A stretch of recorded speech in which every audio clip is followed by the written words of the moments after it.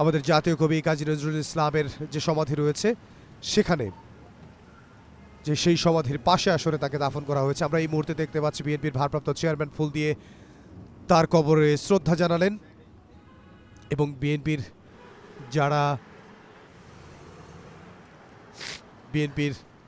যারা নেতাকর্মী রয়েছে আমরা দেখতে পাচ্ছি বিএনপির মহাসচিব মির্জা ফখরুল ইসলাম আলমগীর, বিএনপির স্থায়ী কমিটির সদস্য সালাউদ্দিন আহমদ সহ বিএনপির আরও যে শীর্ষস্থানীয় রাজনৈতিক দল রয়েছে তারা আসলে বিএনপির যে কাণ্ডারি, বিএনপির ভারপ্রাপ্ত চেয়ারম্যান জনাব তারেক রহমান, তিনি আসলে ফুল দিয়ে শহীদ ওসমান হাদির কবরে ফুল দিয়ে শ্রদ্ধা জানালেন। এবং এই মুহূর্তে আমরা দেখতে পাচ্ছি যে বিএনপির যে কাণ্ডারি, বিএনপির ভারপ্রাপ্ত চেয়ারম্যান জনাব তারেক রহমান তিনি আসলে ফুল দিয়ে শ্রদ্ধা জানাচ্ছেন।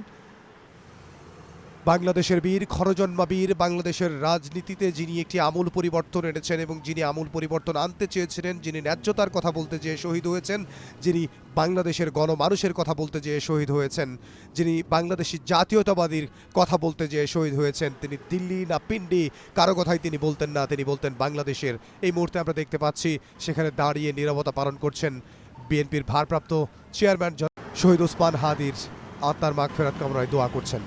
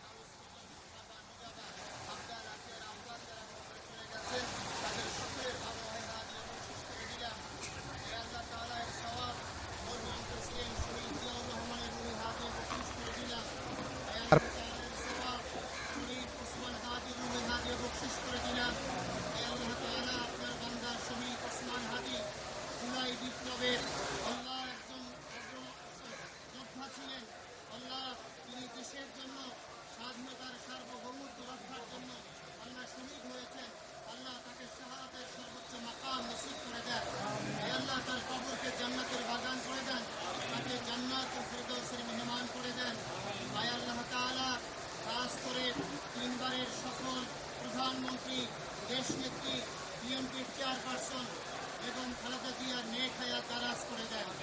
আল্লাহ তাকে পরিপূর্ণ সুস্থ করে দেন, শিফায়ে আজিলা কামিলা দায়েমা নসিব করে দেন।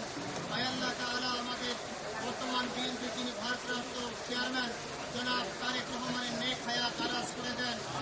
আল্লাহ তিনি এই দেশকে করার জন্য যেই শপথ নিয়েছেন, যেই প্রত্যয় ব্যক্ত করেছেন, যে চমৎকার বক্তব্য 25 তারিখে দিয়েছেন, আল্লাহ তার বক্তব্যের আলোকে একটি সুন্দর দেশ গড়ার তৌফিক নসিব করে দেন।